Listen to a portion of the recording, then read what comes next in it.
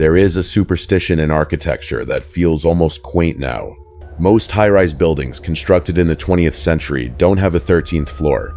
You get in the elevator, look at the panel, and the button for 12 is followed immediately by the button for 14. We all know it's a lie. The people on the 14th floor are effectively on the 13th, but it's a comfortable lie. We pretend the unlucky number doesn't exist, and the universe turns a blind eye. The Hotel Ethelgard in downtown Seattle is different.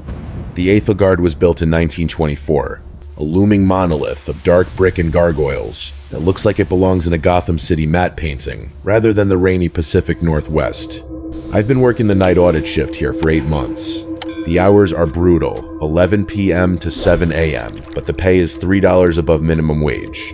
And for a dropout trying to scrape together rent for a studio apartment, that's enough to overlook the drafty lobby and the weird smells. The panel in the main guest elevators follows the standard superstition: 12, then 14. But I don't use the guest elevators. The staff is strictly relegated to the service elevator in the back, a rattling steel cage that smells like bleach and dirty laundry. The panel in the service elevator is unique. The brass buttons, worn shiny by decades of fingers, go from 12 to 15. There is no 13, there is no 14. It's structural. Elias, the head of security, told me on my first night. He's a heavy-set man in his 60s, who looks like he hasn't slept since the Clinton administration. High ceilings in the ballroom on 12. Takes up the vertical space of 2 floors. Don't worry about it. I didn't worry about it. Why would I? It made sense. The Ethelgard is a labyrinth of renovations and retrofits. I spent my first few months sitting at the mahogany front desk, drinking bitter gas station coffee, watching the rain streak against the glass doors, and listening to the building settle. Old buildings make noise. Pipes groan, wood expands, vents rattle. You get used to the symphony of decay. But last Tuesday, at 3:17 a.m., I noticed something that made Elias's explanation fall apart. I was in the service elevator, taking a cart of fresh linens up to the penthouse suites on 20. I was leaning against the back wall, scrolling through Reddit on my phone, half asleep. The elevator was ascending smoothly, counting up the floors on the old red LED display above the door. 10, 11, 12. It should have jumped to 15. That's what it always did. The mechanism would clunk, there would be a slightly longer pause as we passed the structural void, and then the 15 would light up. It didn't jump. The elevator didn't stop moving, but the display flickered. For exactly 3 seconds, the time it takes to travel 2 stories, the red digital numbers twisted and rearranged themselves. They didn't show an error code. They didn't show a blank. Clear as day, the red lights formed the number 14. The air in the cars suddenly felt different, heavier, the way the air feels right before a thunderstorm breaks, when the static raises the hair on your arms. I smelled something too, not the usual bleach and laundry detergent. It was faint, but distinct like copper and wet earth. Then the display blinked, the number 15 appeared, and the heavy feeling vanished. I told myself it was just a wiring glitch. Old electronics are finicky. I delivered the towels and went back downstairs. But when I got back to the lobby, my hands were shaking so bad I couldn't type my login password. I checked the blueprints in the office later that night, just out of curiosity. According to the building schematics, from 1980, the ballroom on the 12th floor has a standard 10-foot ceiling. There is no structural void. There are 2 missing floors of concrete and steel hanging above my head, and nobody will talk about them. I spent the next 6 days playing mind games with myself. I convinced myself that the digital display was just old junk from the 90s, prone to bugs. I told myself the gap in the blueprints was just a clerical error or a renovation that never got updated on paper. Humans are really good at rationalizing things that should scare them to death. It's a survival mechanism. If we acknowledged every shadow, we'd never leave our caves. But the unease sat in my gut like swallowed lead. Every time I stepped into that service elevator, I held my breath as it passed the 12th floor. Last night, the rationalization broke. It was 2:42 a.m. I was doing a trash run, collecting the heavy bags from the housekeeping closets on the upper floors. I had the cart loaded up, smelling of stale coffee grounds and half-eaten room service burgers. I pressed the button for the basement. The doors slid shut with their usual metal-on-metal grind. The descent started normally. Gravity pulled gently at my stomach. The display counted down. 18, 17, 16, 15. Then, the sensation changed. Usually, when an elevator stops, you feel a deceleration, a distinct slowing of momentum. This didn't feel like that. It felt like the air inside the shaft had suddenly turned into molasses. The car slowed down not because of brakes, but because it was pushing through something thick.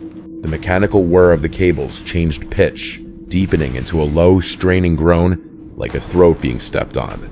The car shuddered and came to a dead halt. The display didn't show a floor number. It was just a frantic, strobing mess of red lines, flickering so fast it made my eyes water. I punched the open door button. Nothing. I hit the emergency call button. Dead silence. No static, no ringtone. Just a heavy, suffocating quiet that pressed against my eardrums. That's when the smell hit me. It wasn't coming from the trash bags. It was seeping in through the hairline crack between the closed elevator doors. It was a thick, humid scent. It smelled like ozone, that sharp, electric tang of a blown fuse mixed with something organic and damp.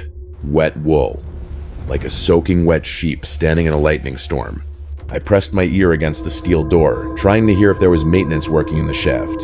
I expected to hear the wind of the shaft, or mechanical clanking. Instead, I heard a sound that made the hair on my arms stand up straight. It was a wet, rhythmic slapping sound. Slap. Drag. Slap. Drag. It sounded like someone walking barefoot on a wet tile floor, pacing back and forth directly in front of the elevator doors on the other side. But we were suspended in the blind spot. There shouldn't be a floor there. Hello? I called out. My voice cracked, sounding small in the metal box. The pacing stopped instantly. The silence that followed was worse than the noise. It was a listening silence. I knew, with absolute primal certainty, that whatever was on the other side of that door was pressing its ear against the steel, just like I was. Then, the elevator dropped. It wasn't a free fall, but a violent lurch downward, as if the car had been released from a grip. I stumbled back, grabbing the railing to keep from falling into the trash cart. The lights flickered back to normal, and the display lit up with a solid, reassuring 12. The doors opened on the 12th floor. The hallway was empty. The carpet was dry. There was no smell of ozone or wet wool, just the faint scent of lemon furniture polish. I didn't take the elevator back down. I took the stairs, all 12 flights, my legs shaking so hard I nearly tripped twice. I sat at the front desk for an hour, staring at the marble floor, trying to get my heart rate under 100. My legs felt like water. Every time the main lobby elevators dinged, I jumped, expecting that smell of wet wool to drift out. Around 4:15 a.m., Elias came through for his hourly rounds. Elias is one of those guys who looks like he was carved out of granite and left out in the rain for a few decades. He's 6'4", with a buzz cut that's more gray than black these days, and he walks with the heavy, deliberate gait of someone who has seen everything and isn't impressed by any of it. He's been the head of security at the Ethelgard since 1994. I waited until he was pouring himself a cup of coffee at the station behind the desk. "The service elevator is acting up again," I said. I tried to keep my voice casual, but it came out tight, higher than usual. Elias didn't turn around. He kept pouring, the dark liquid rising in his world's okayest grandpa mug. "I told you, old building, wiring gets crossed." It didn't just get crossed, Elias. It stopped. Between 12 and 15, his hand jerked. Just a fraction of an inch, but enough that a splash of scalding coffee hit his thumb. He didn't flinch. He didn't wipe it off. He set the pot down slowly, with a clink of glass against the warming plate that sounded like a gunshot in the quiet lobby. When he finally turned to face me, the color was gone from his face. Under the fluorescent lights, his skin looked like old parchment. "Did the doors open?" he asked. His voice was dead flat. No emotion. "No." I lied. I don't know why I lied. Maybe because I didn't want to admit how close I'd been to whatever was out there. But I heard something. Like dragging, and it smelled weird, like ozone. Elias closed his eyes for a second. He took a deep breath through his nose, and I saw the muscles in his jaw bunch up tight.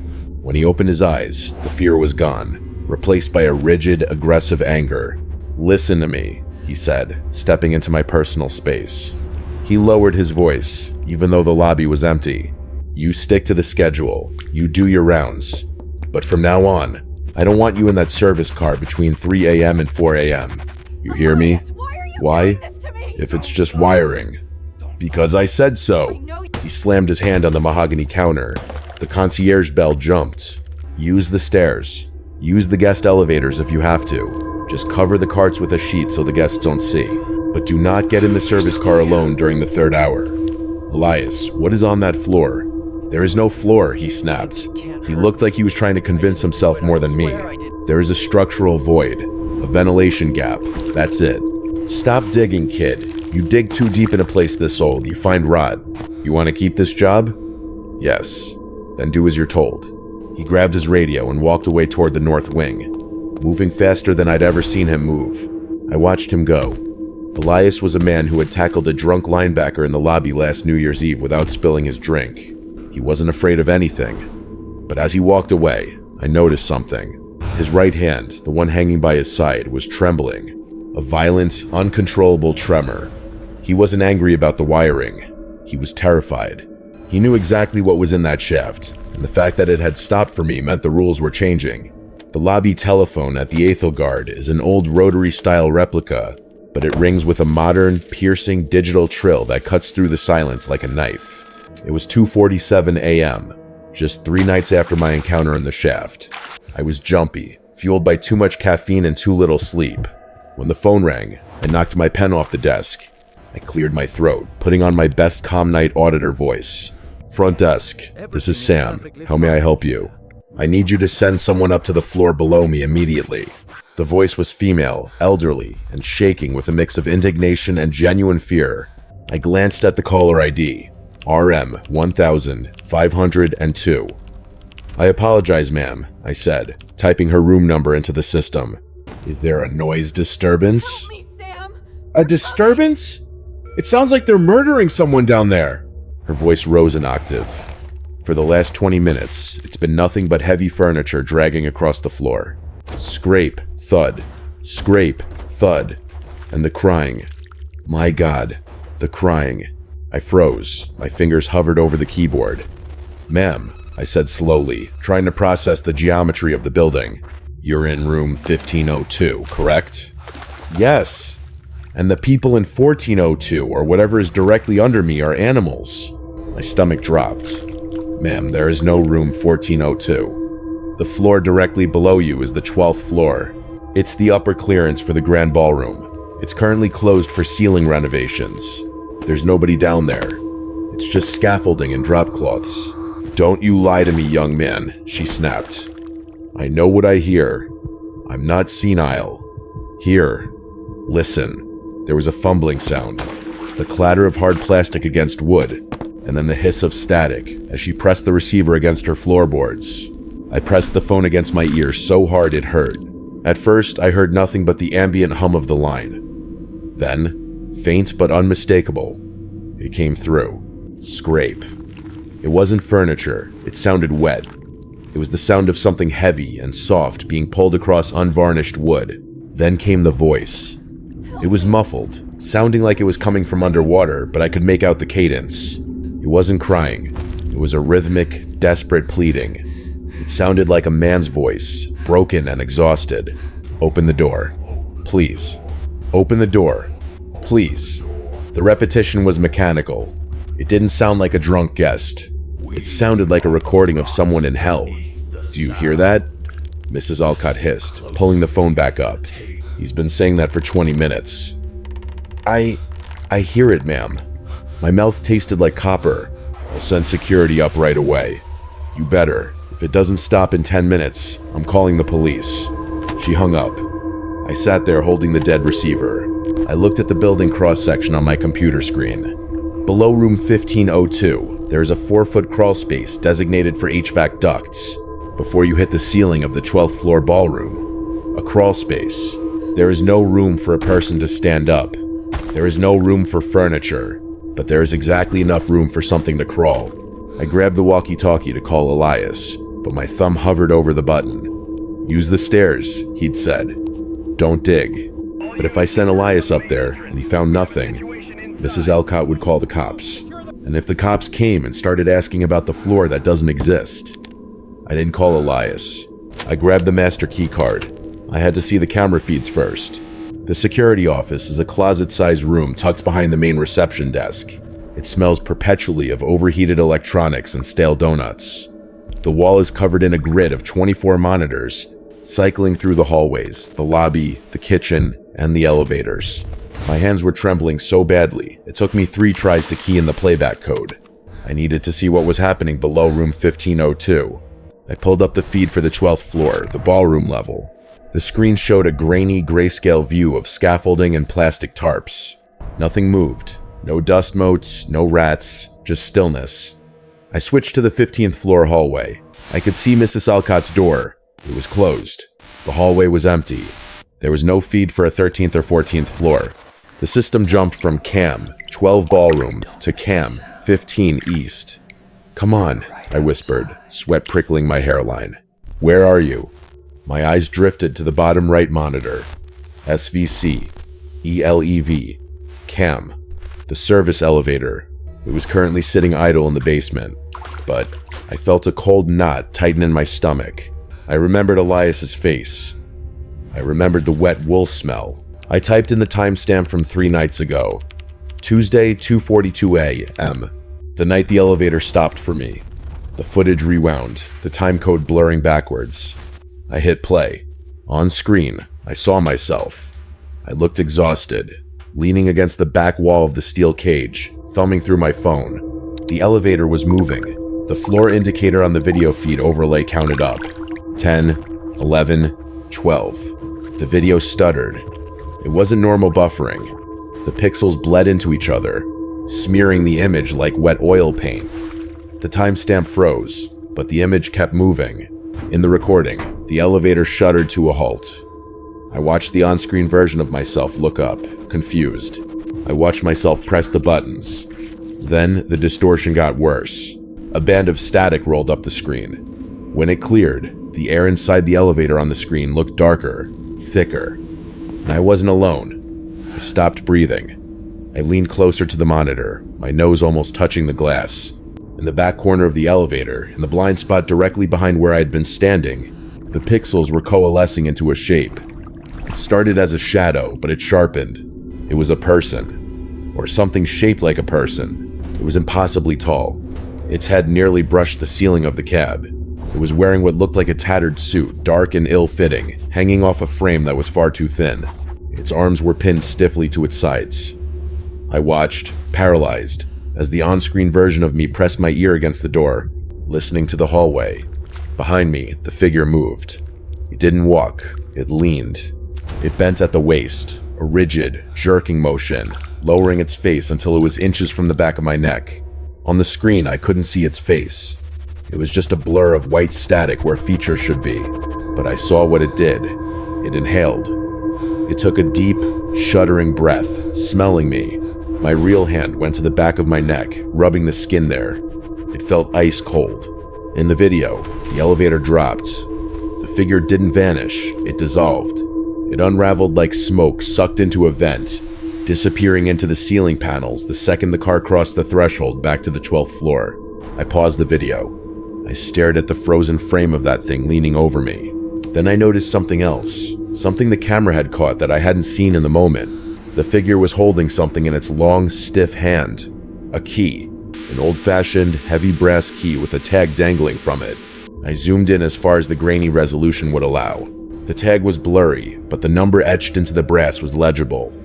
1408. I couldn't go back to the desk. Not after seeing that thing standing inches from my neck. I needed to know what room 1408 was. The hotel's digital records only went back to 1998. The year the Ethelgard underwent its modern luxury rebranding. Anything before that was physical paper, stored in the sub-basement archives, a room that Elias jokingly referred to as the dungeon. It wasn't a joke. The sub-basement is 3 floors below ground level. It's a maze of chain-link cages and bursting cardboard boxes, smelling of mildew and wet limestone. The air down there is thick and still, preserving the dust of decades. I navigated the rows of filing cabinets using the flashlight on my phone. The overhead bulbs had burned out years ago, and nobody had bothered to replace them. My beam cut through the dark, catching motes of dust that danced like tiny insects. I found the cabinet marked engineering, maintenance. 1940 to 1950 wedged behind a stack of broken chairs. The drawer was rusted shut. I had to brace my foot against the frame and yank with both hands. It shrieked open, a sound that echoed too long in the concrete darkness. Inside were hanging folders, brittle with age. I thumbed through them, my hands trembling. Boiler repair, roof plumbing, electrical grid. Then I found a black leather-bound ledger at the very back. It didn't have a label. It just had the year 1948 stamped in gold leaf on the spine. I opened it on top of a stack of boxes. The pages were yellow and crisp, smelling of vinegar and old tobacco. The handwriting inside was precise, almost architectural, written in fading blue ink. It was the daily log of the building's superintendent, a man named Arthur Vance. The entries started normally, fixing radiators, replacing window panes, but around October, the tone changed. The 14th of October, 1948. Complaint from 15th floor regarding smells. Investigated ventilation shaft B. The blockage is not mechanical.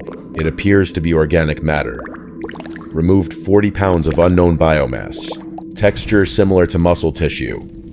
Burned it in the furnace. The smell was ungodly. The 22nd of October, 1948. The gap between 12 and 15 is widening. The elevator cables are straining. Measurements show the shaft has elongated by 6 feet overnight. It is growing. We have welded the doors on the landing shut.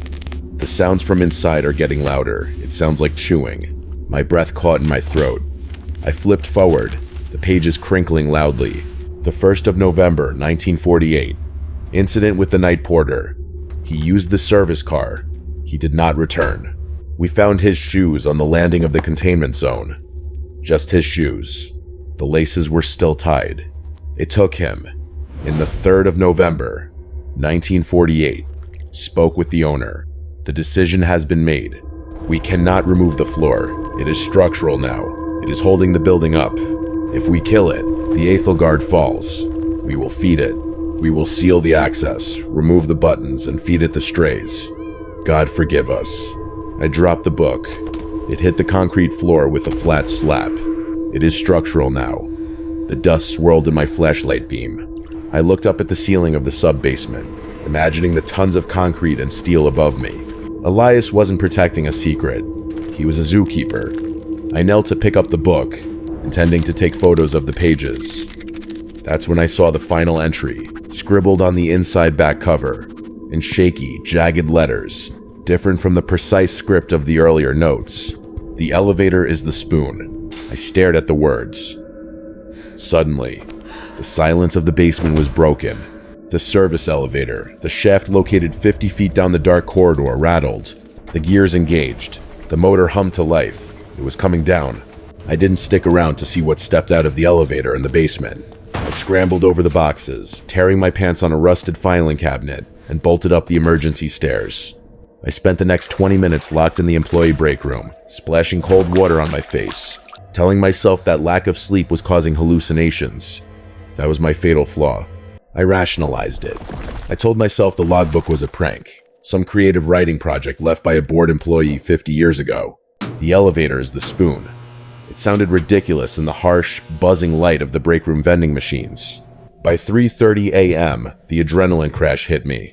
If you've never worked the graveyard shift, you can't understand the specific kind of exhaustion that sets in during the witching hour. Your brain feels like it's packed with cotton wool. Your motor functions go on autopilot. You stop thinking, you just do. The radio crackled. Front desk, this is housekeeping on 15. We're short on bath sheets for the turnover in the presidential suite. Can you run a cart up? Copy that, I mumbled. I went to the laundry room, loaded a cart with 20 pounds of fresh, warm towels, and pushed it toward the elevator bank. I didn't even think about it. I was a zombie. I pushed the call button for the service elevator. The doors slid open empty, bright, smelling of bleach. I rolled the cart in. I pressed the button for 15. The doors closed. The lift began to rise. I leaned my head against the cool steel wall, closing my eyes for a second. The vibration of the cables was soothing. Ping. My eyes snapped open. The elevator had stopped. But the bell hadn't chimed for the floor arrival.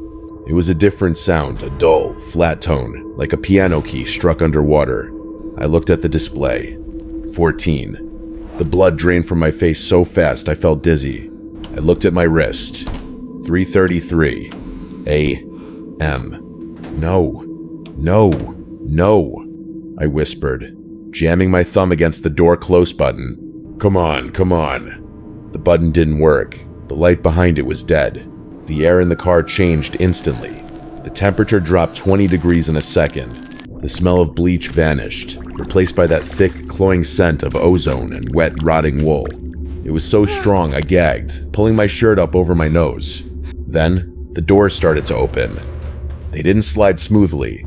They jerked, grinding and screeching as if the metal was rusted together. Grr, clank, grr, clank. Please, I begged the machine. Don't. The door shuddered one last time and retracted fully. I was bracing myself for a wall of bricks, or darkness, or the structural void Elias had lied about. I wasn't prepared for a hallway. It wasn't the hotel Ethelgard.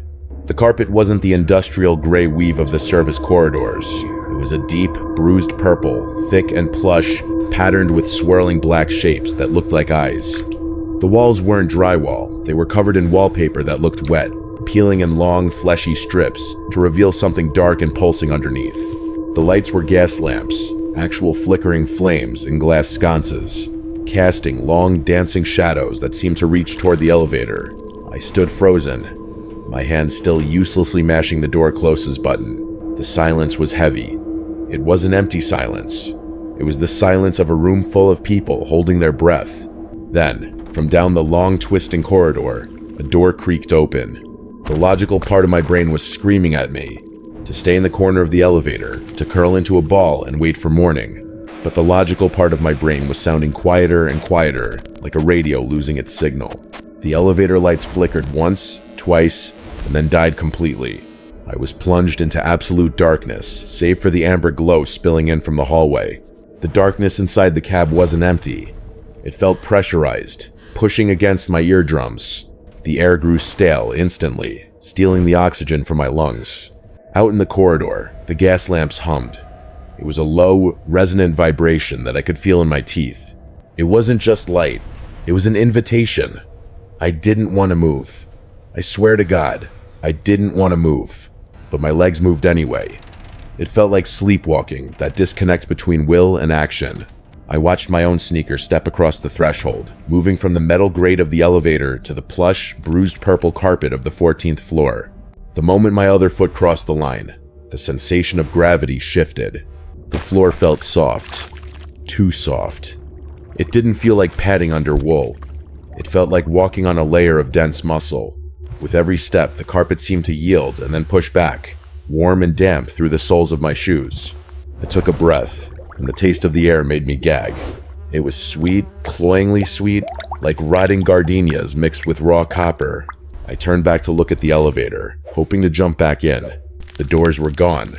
There was no opening in the wall where I had just come from. Just the peeling, wet wallpaper, stretching unbroken in both directions. The pattern on the wall, those swirling black shapes, seemed to shift in my peripheral vision. When I looked directly at them, they were still. When I looked away, I could hear the faint, wet sound of them sliding against each other. Slither, stick. I was trapped. I began to walk. I had no other choice.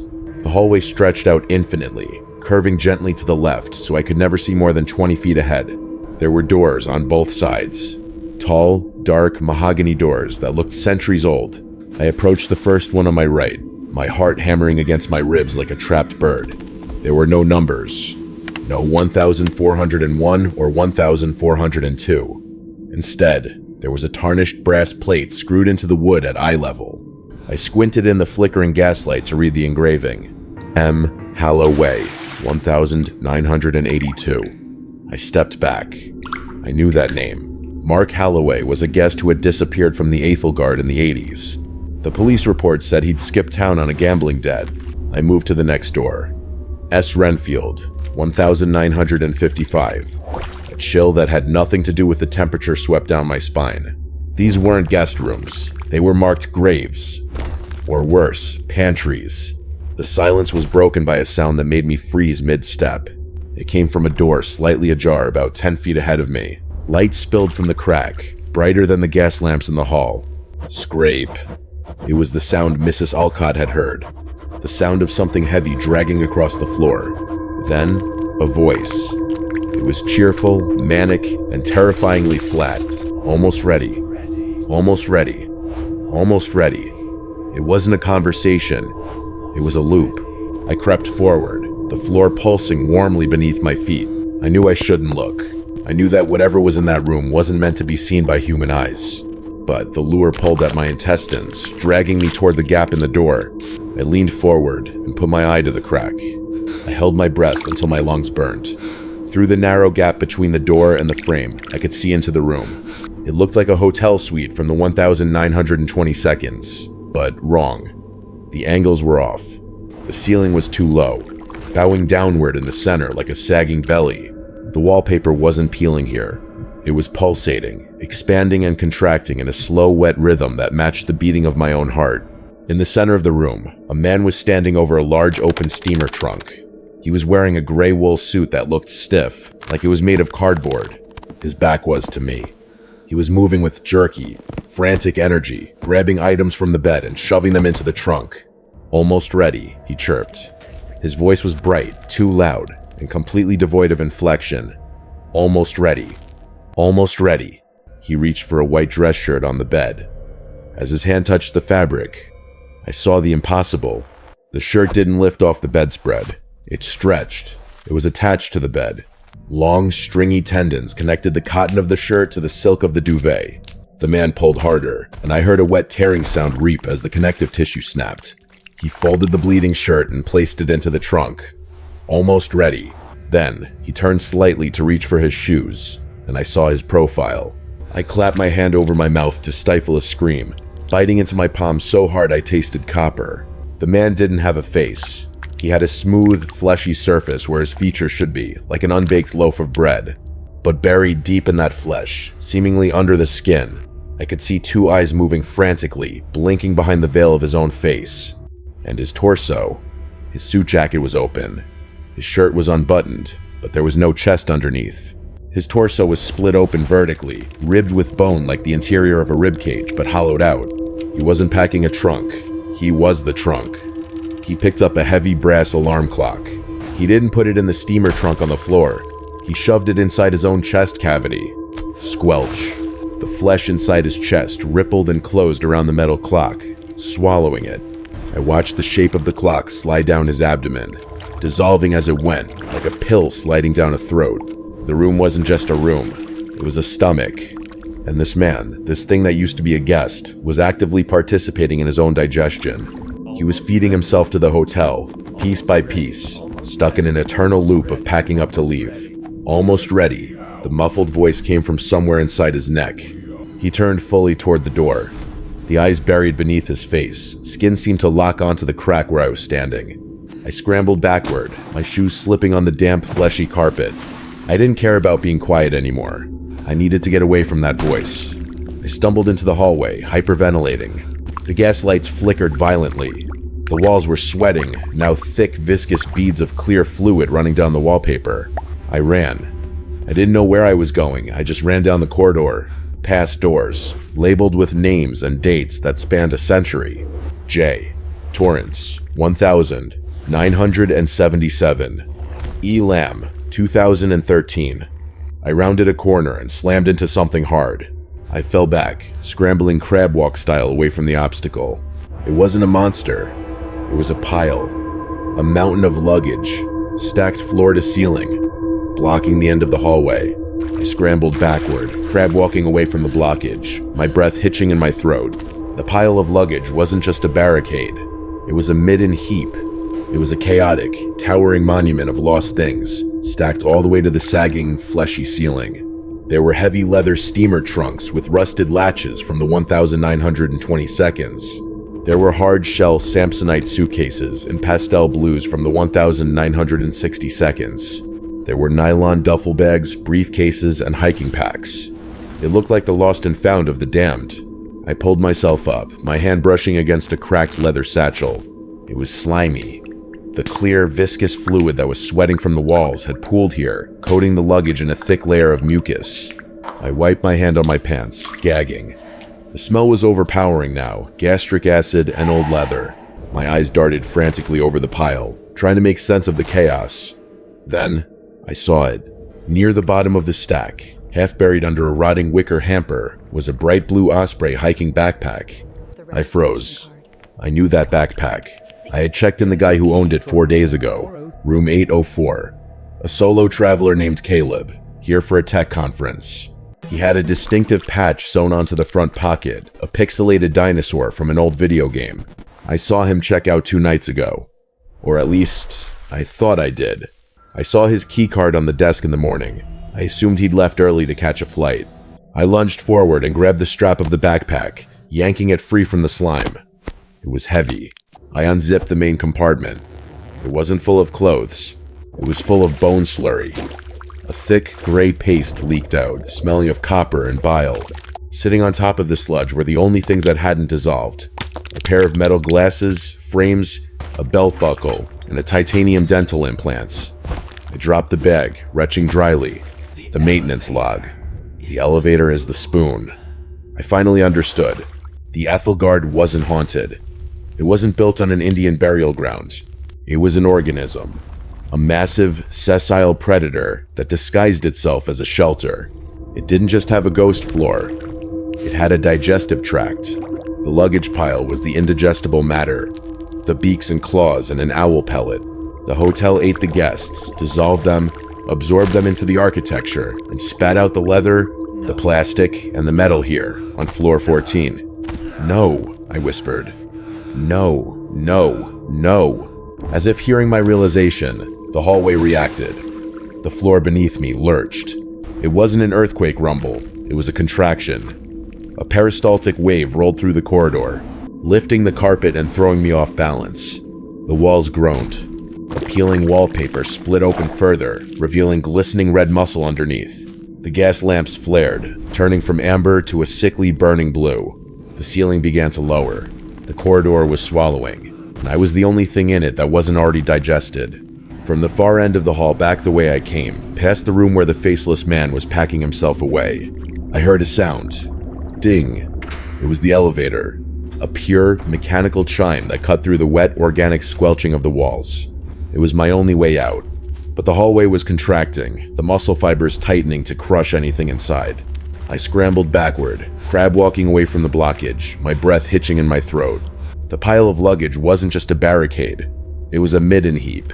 It was a chaotic, towering monument of lost things, stacked all the way to the sagging, fleshy ceiling. There were heavy leather steamer trunks with rusted latches from the 1920 seconds.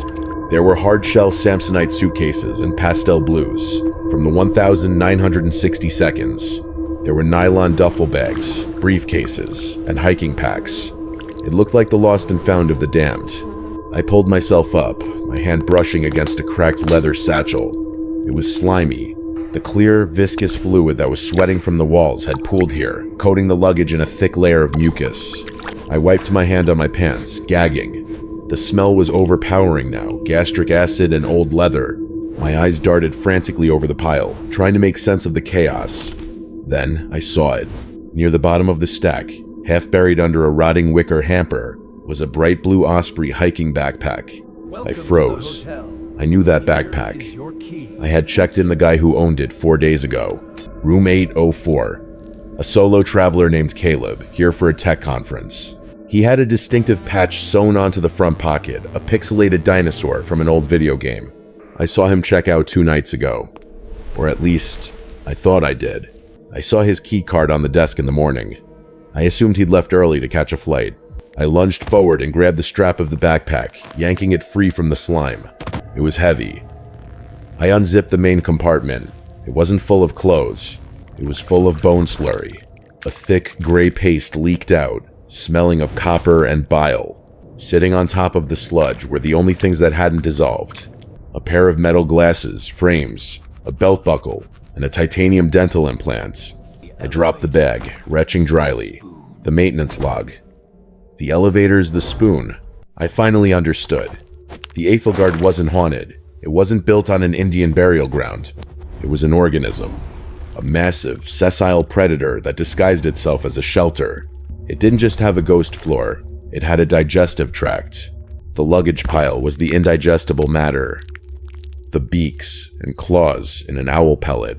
The hotel ate the guests, dissolved them, absorbed them into the architecture, and spat out the leather, the plastic, and the metal here on floor 14. No, I whispered. No, no, no. As if hearing my realization, the hallway reacted. The floor beneath me lurched. It wasn't an earthquake rumble. It was a contraction. A peristaltic wave rolled through the corridor, lifting the carpet and throwing me off balance. The walls groaned. The peeling wallpaper split open further, revealing glistening red muscle underneath. The gas lamps flared, turning from amber to a sickly burning blue. The ceiling began to lower. The corridor was swallowing, and I was the only thing in it that wasn't already digested. From the far end of the hall, back the way I came, past the room where the faceless man was packing himself away, I heard a sound. Ding. It was the elevator. A pure, mechanical chime that cut through the wet, organic squelching of the walls. It was my only way out.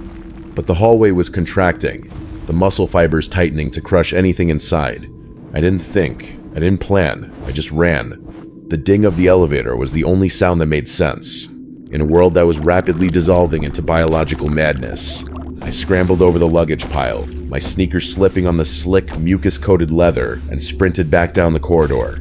The hallway had changed. It was no longer pretending to be a hotel floor. The walls were convulsing. The plush purple carpet had dissolved into a spongy red membrane that squelched and sucked at my feet with every step. The gas lamps were gone, swallowed by the expanding flesh of the ceiling, leaving the corridor lit only by a faint bioluminescent glow coming from the veins pulsing in the walls. The air was hot, fever hot. It smelled thick with acid and iron. My lungs burned as I inhaled, tasting the digestion in the air. Grow. Wan. The sound vibrated through my bones. The floor tilted violently to the left. I slammed into the wall, my shoulder sinking into the soft, wet plaster flesh. It felt warm and sticky, like touching an exposed organ. I yanked myself free with a sickening schloop sound, leaving a trail of slime on my uniform. Almost ready, a voice burbled ahead of me. I looked up. The door to the faceless man's room was wide open. He was standing in the middle of the hallway, blocking my path. But he looked different now. The digestion process had accelerated. His legs had fused together into a single, fleshy stump that was rooted into the floor. His suit was melting into his skin, the gray wool becoming gray flesh. He reached out with arms that had lengthened into tentacles of bone and gristle. Almost ready to go, he gurgled, the voice coming from the split in his chest. I couldn't stop. The floor behind me was rising, curling up like a tongue, pushing food toward the throat. If I stopped, I would be crushed. "Move!" I screamed, though the sound was swallowed by the thick air. And I didn't try to fight him. I threw my body weight against the right-hand wall, the wall that was currently contracting, and used the momentum to slide past him. His long, wet fingers brushed my neck. It felt like being touched by a raw jellyfish. A jolt of stinging pain lashed across my skin, but I kept moving. I saw the elevator ahead. The doors were open. The interior was still that comforting, industrial stainless steel. A hard, cold reality in a soft, wet nightmare. But the gap was closing. Not because the doors were sliding shut, but because the wall around the elevator was swelling, closing the aperture like a sphincter tightening. The opening was 3 feet wide, then 2. I pumped my legs, my boots losing traction on the slick floor. The heat was unbearable now. The acid in the air was making my eyes water so bad I was practically blind. Thump, thump. Thump, thump. The heartbeat of the building was deafening. I threw myself forward in a desperate dive, arms outstretched, aiming for the narrowing slice of steel light. My chest hit the metal floor of the elevator cab. I scrambled, kicking my legs wildly to pull myself fully inside. Something grabbed my ankle. It was a wet, suction cup grip, strong, unyielding. I looked back and saw a tendril of wall flesh wrapped around my boot. It pulled, dragging me back toward the purple gloom. I screamed and kicked with my other foot, slamming my heel into the meat of the tentacle. It didn't let go. I grabbed the handrail of the elevator. I pulled. The tendon on my ankle stretched taut. Then, the elevator doors, the real steel doors, slammed shut. Crunch. They severed the fleshy tether. The piece of meat attached to my ankle twitched once, spewing black fluid onto the elevator floor, and then went still. The elevator lurched. Not down, not up. It felt like it was being retracted, pulled back out of a throat. I curled into a ball in the center of the cab, sobbing, as the numbers on the display flickered back to life. 14, 13, 12. The elevator dinged. A cheerful, bright sound that belonged to a different universe. The door slid open. I wasn't looking at a pulsing, fleshy throat anymore. I was looking at the marble floor of the main lobby. It was 3:42 a.m. The space was empty, quiet, and smelled of lemon polish and rain. I fell out of the elevator, hitting the cold floor on my hands and knees. I scrambled away from the open doors, backing up until my spine hit the front desk. I looked down at my ankle. The severed tentacle was still there, but in the fluorescent light of the lobby, it wasn't flesh anymore. It was a strip of old, rotting leather wrapped tight around my boot like a tourniquet. As I watched, it crumbled, disintegrating into a pile of gray dust and black slime.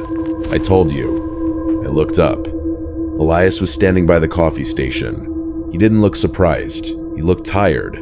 He walked over to the elevator, looked at the black smear on the metal floor, and then looked at me. I told you not to dig, he said softly. He didn't ask what I saw. He didn't ask if I was okay. He just walked into the utility closet, came out with a mop and a bucket of bleach, and started cleaning the elevator car. He scrubbed the black fluid away with the practiced motion of a man who has done it 100 times before. I didn't say a word. I stood up, took my name tag off, and placed it on the front desk. I walked out the front doors into the Seattle rain, and I never went back. That was 6 months ago. I wish I could tell you that was the end of it.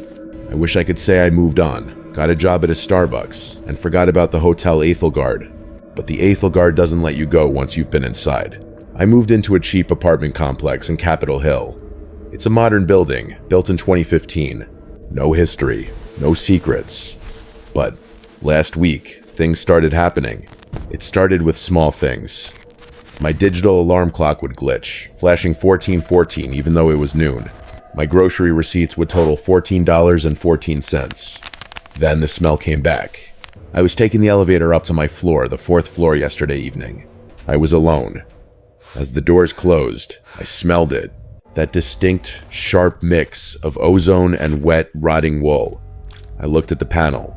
The button for the 4th floor was lit, but the digital display above the door didn't say 4. It said 14. The elevator didn't stop at my floor. It kept going up past the roof, up into a space that shouldn't exist. I pounded on the emergency stop until my hand bruised, and finally, thank God, the brakes engaged. The doors opened on the roof access. I took the stairs down. I packed a bag. I'm staying at a friend's house in Portland now, sleeping on their couch. But I know it's only a matter of time. I'm writing this because I need to warn you. If you are ever in Seattle and you book a room at a historic hotel, especially one with Art Deco architecture and a gap in the floor numbers, check the elevator panel. If the button for 13 is missing, that's superstition. That's safe. But if the buttons jump from 12 to 15, get out. Don't take the stairs. Don't pack your bags. Just run. Because the building is hungry, and once it knows you're inside, it doesn't matter where you hide, it will make room for you.